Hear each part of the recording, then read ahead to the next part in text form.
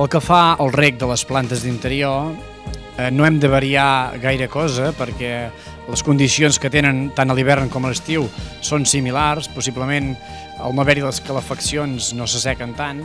Hem d'anar continuant el reg habitual. Sí que cal dir que en aquests dies de calor no ens en descuidem de donar-los llum a les plantes, perquè el fet de baixar les persianes perquè la casa no s'escalfi, el que estem fent és tallant la llum de les plantes. Què passa quan ens anem de vacances? Doncs que tenim que regar les plantes. O bé la veïna ens els arrega, o bé hi ha diferents sistemes que poden funcionar a base de fangs porosos.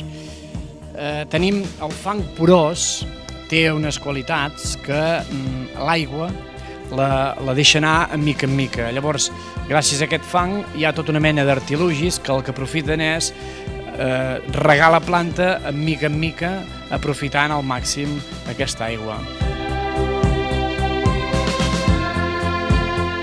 Aquest sistema el que es cal és introduir l'aigua per l'orifici i l'aigua llavors va passant a la planta a través d'aquest fang porós.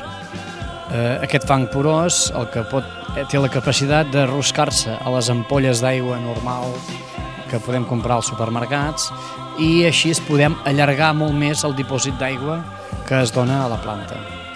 Aquest sistema, a través del fang porós també, el que fem és amb un tubet es agafa l'aigua d'un petit recipient, sigui un vas, una garrafa, etc.